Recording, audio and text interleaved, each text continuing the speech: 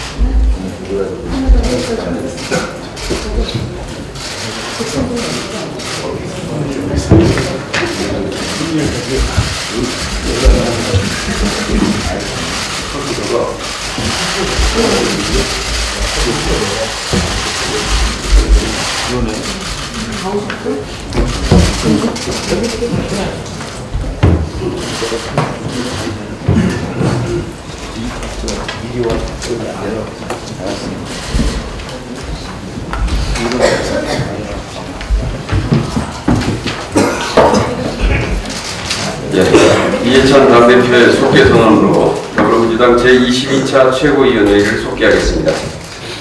예, 지금부터 제23차 최고위원회를 집행하겠습니다. 당대표의 발언 듣겠습니다.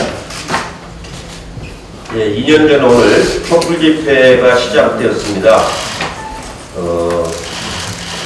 우리나라 민주화 역사에서 정말로 잊을 수 없는 아주 감격스러운 시민들의 외침이었습니다. 저도 여러 차례 참여를 했지만 이렇게 질서 정연하고 간절하게 소리를 외쳤던 그런 집회는 처음인 것 같습니다. 촛불혁명에 의해서 새로운 정부가 탄생을 했습니다. 문재인 정부는 촛불혁명에 의해서 탄생한 정부라고 해도 과언이 아닙니다. 촛불혁명으로 요구들이 많았습니다. 적폐 청산, 경제 민주화 이런 요구들이 많았고 결국은 끝내는 박근혜 이명박 대통령이 구속되는 사태까지 이르렀고 국정농단의 상황이 얼마나 심각했는가를 우리가 확인할 수 있는 그런 나쁜 쓰라린 그런 경험을 가졌다고 해도 과언이 아닙니다.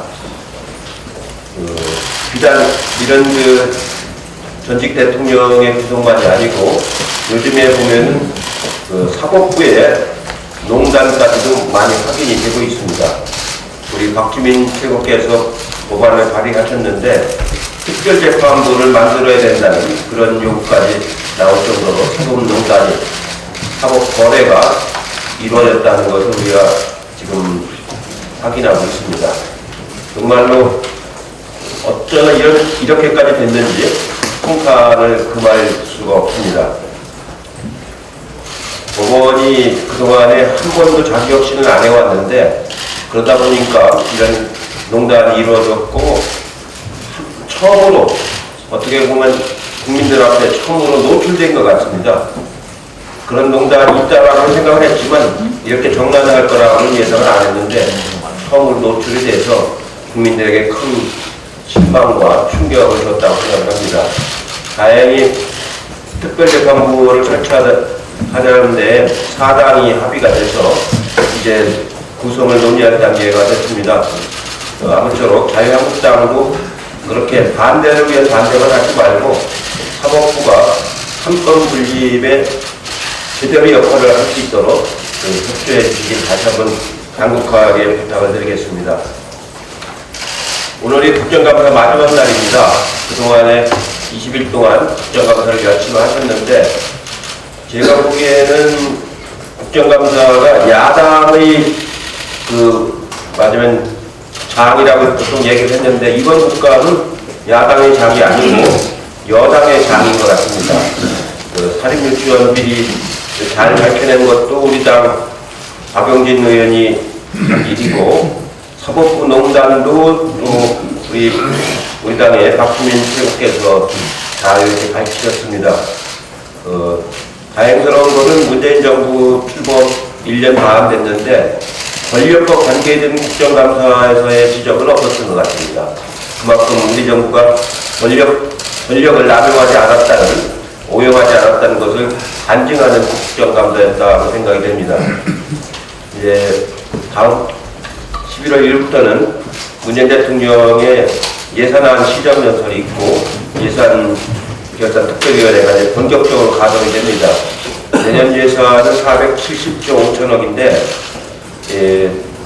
적정 예산이라고 생각이 됩니다. 그동안에는 세수를 과소축계해서 해마다 15조 내지 25조의 그 세수가 더 늘어나는 과소축계된 예산이었는데 이번에는 적정 예산이 편성이 됐다고 생각을 합니다. 사실은 여기 경기가 나쁠 때는 더 확장 예산을 편성해야 되는데 아직은 뭐 그렇지는 않겠습니다만은 470조 5천억 예산이 잘 통과될 수 있도록 예결위원들만이 아니고 상임위에서도 만전을 기해 주시기를 바라겠습니다. 이상입니다. 홍영표 원내대표의 말을 듣겠습니다. 네, 저도 오늘이 촛불 혁명이 2년째 맞는 날입니다. 다시 한번 민주주의 역사를 바로 세운 국민의 위대함에 저희를 표합니다. 민주당은 더 무거운 책임감을 갖고 촛불 정신을 반드시 완수해 나가겠습니다. 그런데 자유한국당을 비롯한 일부 극우 인사들이 문재인 정부는 쿠데타 정권이라는 막말까지 내뱉고 있습니다. 자유한국당 원내대표는 대통령을 겨냥해서 최순실의 최대 수혜자라는 등 정말 시정잡배도 하지 않을 막말로 절급함의 끝을 보이고 있습니다. 지난 10년 적폐 정권하에서 온갖 특혜를 누려왔으며 이것이 나라냐는 국민의 분노를 유발했던 국정농단의 공범 정당이 누구인지 스스로 살펴보기 바랍니다. 오늘 종합 심사를 끝으로 14개 상임위 국정감사가 끝납니다. 우리 당은 생산적 국정감사를 위해 노력했지만 자유한국당을 비롯한 보수 야당은 번번이 국감을 정쟁으로 몰아가려고만 했습니다. 특히 자유한국당은 서울교통공사 정규직 전환을 문제 삼으며 아니면 말고 식의 정치 공세를 이어갔습니다. 서울시와 교통공사가 제기한 문제들에 대해서 충분하게 소명을 하고 있습니다. 채무 비리는 어떠한 경우에도 용납할 수 없습니다. 반드시 척결하는 것을 우리 민주당이 앞장서서 하겠습니다. 그러나 아니면 말고식의 의혹 제기로 정부와 서울시를 흠집내려는 시도는 받아들이기 어렵습니다.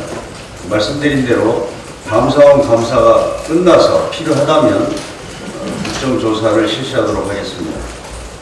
평양선언과 남북 군사 합의도 하루빨리 한반도 평화 정착과 군사적 긴장 완화를 위한 비준이 시급했습니다. 그럼에도 불구하고 국회를 무시했다는 말도 안 되는 트집을 가지고 이 문제에 대해서 정쟁화하고 있습니다. 이제 내년도 예산안 심사를 시작해야 할 시기입니다. 지금까지 야당의 행태를 보면 걱정이 먼저 됩니다. 예산안 심사마저 정쟁의 장으로 끌고 간다면 국민들 볼 낯이 없을 것입니다. 이제라도 상생국회이라는 국회를 위한 보수 야당의 각성을 촉구합니다. 양승태 사법부 사법농단 사건의 핵심 피의자인 임종원 전 법원행정처 차장이 엊그저께 구속되었습니다. 늦었지만 사필 규정의 결과라고 생각합니다. 특히 법원은 임 전 차장의 구속을 결정하면서 양승태 전 대법원장과 차한성, 박병대, 고영한 전 대법관과의 공범 관계를 인정했습니다. 사법농단의 몸통이라 할 수 있는 이들에 대한 철저한 수사가 필요합니다. 사법농단 사건 연루자가 재판을 담당하는 것은 셀프 재판이나 다름없습니다. 객관적이고 합리적이고 공정한 재판을 위해 사법농단 사건과 무관한 판사들로 별도 재판부를 구성하는 것은 지극히 당연한 일입니다. 특별재판부 설치가 위헌이라는 자유한국당 주장은 정치 공세에 불과합니다. 특별재판부는 대한변협과 각급 법원 판사회의 등에서 재판관을 추천하는 것이지 국회가 추천권을 행사하는 것이 아닙니다. 현재 있는 법원 밖에 별도의 특별법원을 설치하자는 것도 아닙니다. 그럼에도 자유한국당이 특별재판부 설치에 반대하는 것은 사법농단 세력을 비호하려는 의도로밖에 보이지 않습니다. 당장 오늘이라도 법사위를 열어서 특별재판부 설치법 논의를 시작해야 합니다. 사법농단을 비호할 것인지, 사법정의를 바로 세우는 데 협조할 것인지 자유한국당이 결단을 내리기 바랍니다. 박주민 최고위원 발언 듣겠습니다. 예, 오늘 대표님께서 말씀해 주셨지만 저도 특별재판부 설치 관련된 최근에 여러 비판에 대한 제 입장을 말씀 좀 드리도록 하겠습니다. 김병준 자유한국당 비대위원장이 페북에 국회가 나서서 판사까지 지명하나라고 비판하셨습니다. 아시겠지만 특별재판부 관련된 법안에서 국회가 판사를 지명하는 내용은 전혀 없습니다. 따라서 법안 내용도 제대로 파악하지 않은 상태에서 비판을 이어가고 있다라는 생각입니다. 두 번째로 특별법원 설치가 위법이다라고 주장하시는 분도 계시지만 지금 현재 발의되어 있고 논의될 특별재판부 관련된 법은 특별법원이라는 단어가 단 한 채로도 등장하지 않습니다. 기존 법원에 부를 설치하는 것이지 별도의 법원을 설치하는 내용은 전혀 아닙니다. 이 역시도 이 법안의 내용을 전혀 모르면서 비판을 하는 것이다 라고 생각합니다. 세 번째로 법관이 재판해야지 변호사가 재판하면 안 된다라는 비판을 하시는 분도 계십니다. 이 역시도 법 내용을 아예 파악을 못하고 계신 비판이라고 생각합니다. 관련돼서 이미 발의되어 있는 법은 기존 법관 중에 이 사건을 담당할 법관을 정하는 것이기 때문에 그렇습니다. 마치 이제 특별검사처럼 일반인을 검사로 만드는 그런 내용이 전혀 아닙니다. 오해 없으시기를 바랍니다. 네 번째로 사법행정에 외부 인사가 관여하는 것이 위헌이다라고 주장하는 분이 계신데 사법권 독립이라고 하는 것은 재판 자체에 관여하면 안 된다는 것이지 사법행정이나 사법제도 설계에 국민들의 의사가 반영되는 것을 막는 취지가 아닙니다. 현재도 법원행정처도 국정감사를 받고 있습니다. 즉 국회 감시를 받고 있는 것이죠. 마지막으로 국민참여재판을 받도록 하는 것이 위헌이다라고 주장하는 분도 계신데요. 우리나라의 국민참여재판은 배심원들에게 의견을 제시할 권한만 주지 배심원의 의견에 기속되도록 만들고 있지 않습니다. 따라서 이 역시도 법관에 의해서 재판받을 권리를 침해한다라는 주장을 할 수 없는 것이라고 말씀드리도록 하겠습니다. 아까 원내대표님도 말씀하셨는데요. 국정감사에서 드러난 바에 따르면 사법농단 관련돼서 조사나 수사를 받았던 판사가 최소 80명 이상이라는 겁니다. 그리고 그중 대부분이 서울중앙지방법원과 서울고등법원에 있다는 것입니다. 그런데 그 상태에서 무작위로 사건을 배당하면 그 사람들한테 사건이 배당되게 됩니다. 자기 사건을 자기가 판단하도록 만드는 게 공정한 재판입니까? 공정한 재판을 해야 된다는 것이 가장 큰 목적입니다. 야당은 더 이상 사법농단 세력을 비호할 생각하지 말고 특별재판부 도입을 위한 논의에 적극 나서야 될 것입니다. 참고로 여기서 말한 야당은 자유한국당을 이상입니다. 네, 박광원 최고위원. 네, 2년 전 촛불혁명을 우리 예산 대표님 또 원내대표님 말씀하셨습니다만 거기에서 우리는 소중한 교훈을 지금까지 얻고 확인하고 있습니다. 정부는 국민에 의해서 탄생하고 국민을 위해서만 존재해야 한다. 그리고 그것을 망각할 때 국민은 정부를 폐지한다는 두려운 섭리를 확인한 것입니다. 자유한국당은 여전히 그때 그 두려운 섭리를 망각하고 있고 일부러 외면하고 있고 시대 흐름과 정반대의 길을 가고 있습니다. 한반도 평화 그리고 양국 해소, 사법개혁 등 국민의 열망과는 정말로 맞지 않는 방향으로 가고 있습니다. 이제라도 제대로 바른 길로 들어설 것을 다시 한번 촉구합니다. 더불어민주당은 아무리 바다를 포기하지 않듯 국민의 명령인 나라다운 나라를 만들기 위해서 한 걸음 한 걸음 독신 있게 앞으로 나갈 것입니다. 자유한국당 쪽에서 5.18 민주화운동 진상조사특위위원으로 지만원 씨 이름이 거명되고 있다는 얘기가 나와서 저는 제 귀를 의심했습니다. 국민들도 아마 깜짝 놀랐을 것으로 생각합니다. 사실이 아닐 것으로 믿지만 지만원 씨는 명백하게 5.18 진상조사특위의 조사 대상이지 결코 위원이 될 수 없습니다. 그는 5.18 광주민주화운동에 북한군이 개입했다는 등 허위 조작 정보를 생산, 유통한 사람입니다. 5.18 희생자를 능멸하는 것이고 국민을 모욕하는 것이고 5.18 진상조사 특위위원회 이름으로 거론돼서는 결코 안 될 사람입니다. 자유한국당이 이 지만원 씨를 5.18 진상조사 특위위원으로 혹시라도 생각한다면 자유한국당은 5.18 민주화운동 부정하는 것이고 역사를 부정하는 것이고 대한민국 국민을 모독하는 것이라는 것을 분명하게 깨닫고 생각을 접기 바랍니다. 이상입니다. 네, 선 최고위원의 발언이 있겠습니다. 네, 오늘이 촛불 2주년이기도 하지만은 오늘이 또 지방자치의 날입니다. 2012년부터 시행된 이래로 정부가 지방자치에 관한 국민의 관심을 그 성과를 부여하기 위해서 법정 기념일로 제정했는데 91년부터는 지방선거가 본격적으로 시행됐습니다. 28년이 지났지만은 아직도 지방자치 시대는 요란한 것으로 되어 있습니다. 문재인 대통령 민주당은 수도권과 지방이 함께 잘 사는 강력한 지방 분권 공항을 목표로 삼고 있습니다. 자치법권, 자치행정권, 자치재정권, 자치복지권, 4대 자치권을 보장해서 중앙정부의 집중된 권한을 지방정부에 이양해야 한다는 지방분권 의지를 분명히 했습니다. 정부 현재 8대2인 국세와 지방세 비율을 7대3으로 조정하는 방안을 이번에 확정기도 했지만은 전국 227개 기초자치단체 중 재정 자립도가 50%에 못 미치는 것이 90%에 달할 정도입니다.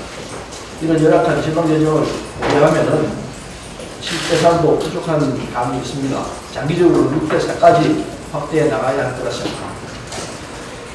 물리적으로는 현재 지방자치 개헌이 이루어지기 힘들게 되어 있습니다만은 중단된 지방분권에 대한 논의를 이제라도 여야가 활발히 시작해야 한다고 제안드립니다. 오늘이 지방자치 날인데 이날을 맞아서 무늬만 지방자치라는 비판이 나오지 않도록 여야 정치권이 대한민국 위상에 걸맞는 지방분권을 통해서 국민의 제대로 된 삶의 질을 높이는 축소로 해야 할 것이라 생각합니다. 네, 김혜영 최고위원의 발언이 있겠습니다. 예, 오늘로서 대부분의 상임위가 2018년도 국정감사가 마무리됩니다. 이번 국정감사 기간에 국민들의 가장 많은 관심을 받은 분야가 사립유치원 문제를 비롯해서 학생부 종합전형의 불공정성 등을 다룬 교육 분야가 아닐까 합니다. 우리 교육의 몇 가지 과제에 대해서 말씀드리겠습니다. 먼저 유치원과 어린이집의 공공성 강화를 통해 부모들이 아이들을 안심하고 믿고 맡길 수 있어야 합니다. 다음으로 우리 아이들 한 명 한 명은 모두 우리 국가의 소중한 인재입니다. 그런데 고교 서열화 현상으로 일반고가 황폐화되고 있습니다. 일반고를 어떻게든 살려내야 합니다. 다음으로 급변하는 미래 시대를 대비하기 위한 교육의 내용에 대해서도 더 많은 고민이 필요합니다. 사회는 하루가 빠르게 변해가고 있는데 우리 교육 현장은 30년 전이나 지금이나 별로 달라진 것이 없습니다. 다음으로 학부모 전형은 학생부 종합 전형은 학부모 전형이라는 말이 나오고 있습니다. 부모의 재력과 정보에 많은 영향을 받고 있습니다. 학교에서도 대입 실적을 위해서 소수의 학생들에게 학생부 종합지원을 몰아주고 있습니다. 공정한 평가가 이루어질 수 있도록 우리 모두가 노력해야 할 것입니다. 다음으로 지방 국립대에 더 많은 지원을 해서 지역의 인재가 그 지역에 머무르면서 국토 균형 발전을 이룰 수 있는 토대를 마련해야 할 것입니다. 마지막으로 평생 교육을 강화해서 미래 시대에 더욱더 심해질 직업의 불안정성에 대비해야 할 것입니다. 여러 교육 현안에 대하여 저희 더불어민주당은 국민적 공감대를 바탕으로 해서 협치의 정신을 실천해서 국가의 교육 과제를 완성해 나가겠습니다. 이상입니다. 남인수 최고위원의 발언이겠습니다. 네, 지난 26일 당내에 유치원 어린이집 공공성 강화 특위가 구성이 되었습니다. 또 제가 위원장을 맡게 되었는데요. 앞으로 국회 교육위원회, 복지위원회, 기재위원회, 환노위원들과 또 외부 전문가들, 또 학부모님들을 모시고 유치원과 어린이집의 공공성 강화를 위한 대안 마련을 위해서 노력을 하겠습니다. 또한 정부 정책이 잘 진행되도록 앞으로의 진행 과정을 당에서는 지속적으로 점검을 해나갈 예정입니다. 보통 공공성이라고 하면은 그 인프라를 공공재를 하는 것도 중요하고 운영 과정의 공공성과 그 투명성을 확보하는 것이 매우 핵심 요소입니다. 현재 국공립 유치원은 교육청에서 직접 설립하고 운영하고 있는 데에 비해서 국공립 어린이집 중 직영은 2.7%에 불과합니다. 국공립 어린이집의 대부분이 개인이나 법인에 위탁해서 운영을 하고 있는 이런 실정입니다. 그래서 이 운영 과정의 공공성 강화를 위해서는 신설되는 국공립 어린이집은 앞으로 이제 사회서비스원이라고 하는 제도가 만들어지게 되면 여기서 직영을 하는 방향으로 모색을 하고 있습니다. 또한 신설 국공립 어린이집 원장과 보육교사를 국공립 유치원 원장이나 유치원 교사와 같이 직접 고용하고 순환 보직을 통해서 운영 과정의 공공성을 확보하고자 합니다. 한 가지 더 말씀드리면 최근에 일단 그 흉악 범죄로 국민들이 매우 불안해하고 있습니다. 얼마 전 발생한 그 여성 살해 사건의 경우에는 전 남편의 지속적인 폭력에 시달리다 2차례나 경찰에 도움을 요청했지만 공권력은 상당히 무력했고 결국 전 남편에 의해서 살해당한 사건입니다. 현재 이런 문제가 반복되는 것은 가정폭력 가해자가 대부분은 약 34% 정도인데요. 형사처벌보다는 보호처벌입니다. 그리고 가해자가 구속되어 있는 비율은 0.8%, 또 기소율은 26.7%에 불과합니다. 이렇게 되다 보니까 가정폭력을 해도 제대로 처벌받지 않는다라고 하는 인식이 광범하게 퍼져 있고 여기에서 피해자를 결국은 구하지 못하고 살해당하는 이런 끔찍한 사건이 발생한 것입니다. 앞으로는 이런 문제의 그 제도적인 미비점을 보완을 해서 가정폭력 사건이 줄어들고 또 피해자들이 제대로 보호받을 수 있도록 실질적으로 어떤 접근금지 명령을 위반한 가해자에 대해서는 강하게 처벌하는 규정을 보완할 예정입니다. 이상입니다. 예, 이수진 최고위원의 발언이겠습니다. 지난 26일 고용노동부 종합국정감사장에 간호사 한 분이 참고인으로 나오셨습니다. 그 간호사 선생님은 수년 전 자신의 일화를 소개했습니다. 그녀는 홀로 중환자실에서 야간 근무를 하던 중 환자를 혼자 두고 화장실에 갈 수가 없어 환자용 성인 기저귀를 꺼내서 구석에 앉아 생리현상을 해결해야만 했다고 증언했습니다. 그녀는 내가 이렇게 힘들게 살아야 하나 자괴감이 들었다고 말했습니다. 이뿐만 아니라 식사할 시간도 없어 밥을 굶고 일하는 경우가 빈번하고 매번 초과 근무가 발생하지만 눈치를 보느라 제대로 된 보상은 받지 못하는 실정이라고 밝혔습니다. 돌발하는 환자는 많지만 간호사는 부족하고 일하는 틈틈이 신규 간호사까지 교육하려면 정말 몸이 2배라도 부족하다고 합니다. 또한 그녀는 최근 육아휴직을 썼다는 이유로 회사에서 부당 해고와 대기 발령을 당했던 일화에 대해서도 소개했습니다. 대부분 간호사들이 임신을 해도 3개월의 근무에서 빠져나올 수 없고 아이를 출산하고도 육아 문제를 해결할 수 없는 그런 환경 중에 또한 인사상 불이익까지 감수하며 계속해서 직장을 다녀야 할 수 있는지 엄두를 수 없다고 얘기했습니다. 간호사들의 과도한 업무와 장시간 근로는 어제 오늘의 일이 아닙니다. 매년 27,000명의 신규 간호사가 배출되지만 같은 수의 간호사가 매년 과도한 업무를 견디다 못해 병원을 떠나고 있습니다. 그로 인한 고질적인 간호인력 부족 문제는 더욱 고착화되고 있습니다. 근본적인 해결을 위해서는 간호사 한 명이 담당하는 환자 수를 줄이고 인력에 따른 건강보험 수가를 연계하는 등 간호사들의 근무 환경 개선하기 위한 방안들이 선행되어야 할 것입니다.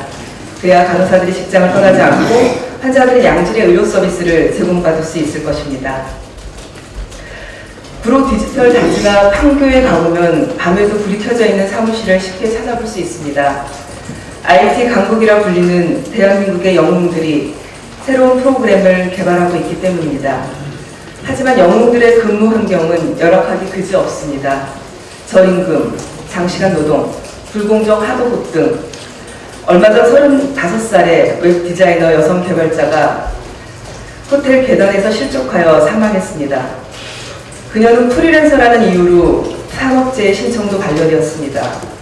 프리랜서는 말 그대로 개인 사업자입니다. 하지만 우리 사회에서는 다른 의미로 통용됩니다. 그들은 피라미드 제일 아래에 있는 노동자의 또 다른 이름입니다. 그녀는 사고 당일 사실상 그런 관계에 있는 회사와 회사의 이사가 계약 연장에 대해 논의하자고 불러냈고 함께 회식을 하고 술을 마셨다 합니다. 술에 취하자 이사는 그녀를 호텔방으로 데려갔고 위협을 느낀 A씨는 호텔방에서 도망나와 계단을 맨발로 내려가던 중 실족해 사망에 이르게 되었습니다. 하지만 아무도 책임지지 않습니다. 유족은 업무상 재해에 해당한다며 유족급여와 장의비를 신청했지만 근로복지공단은 프리랜서인 A씨는 개인 사업자라며 거부했습니다. 어느 회사도 사과하거나 배상하거나 책임지지 않았습니다. 프리랜서는 엄연히 노동자임에도 노동자성을 인정받지 못하고 있습니다. 이번 사건은 IT 업계의 다단계 고용구조, 가불관계, 성폭력 피해자에게 입증 책임 있는 사법 시스템 등 우리 사회 부조리가 모두 집약되어 있는 사건입니다. 우리 사회에 이런 억울한 죽음이 재발되지 않도록 제도를 개선하고 관심을 가져야겠습니다. 마지막으로 억울한 죽음을 당하신 여성 프리랜서 웹 디자이너 장원양님의 명복을 빕니다. 김영석 최고위원의 말을 듣겠습니다.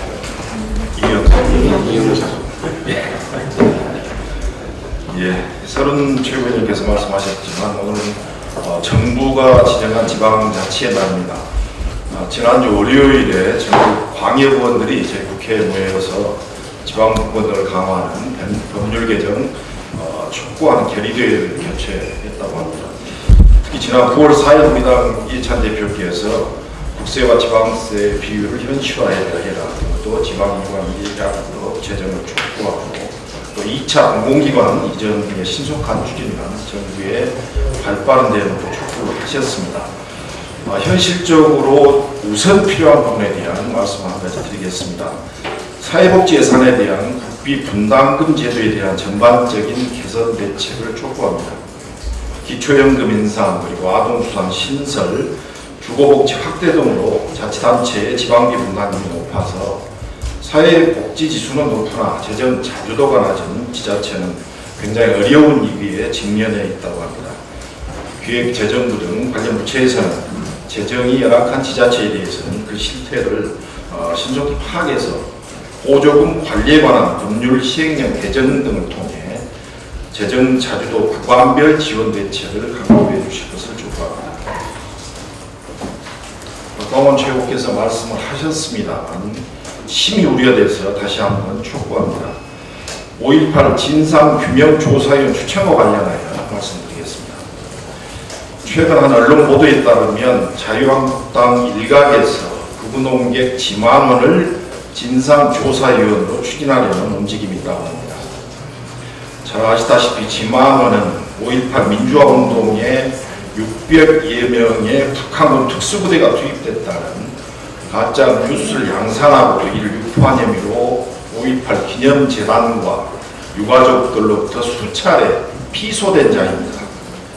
이런 인사를 진상조사위원으로 추천하겠다는 것은 진상조사 시작부터 진상규명 자체를 방해하고 파행시키려는 파렴치한 의도로밖에 해석할 수 없습니다. 자유한국당 제발 2선을 찾고 진상조사위원회가 정상적으로 기능할 수 있는, 좀 국민이 납득할 수 있는 인사를 추천해 주시기 바랍니다. 하늘을 두려워하십시오. 5.18 영년들이 지켜보고 있습니다. 이상입니다. 예, 이상 모두 발언을 마치고 회의를 비공개로 전환하겠습니다. 언론인 여러분들의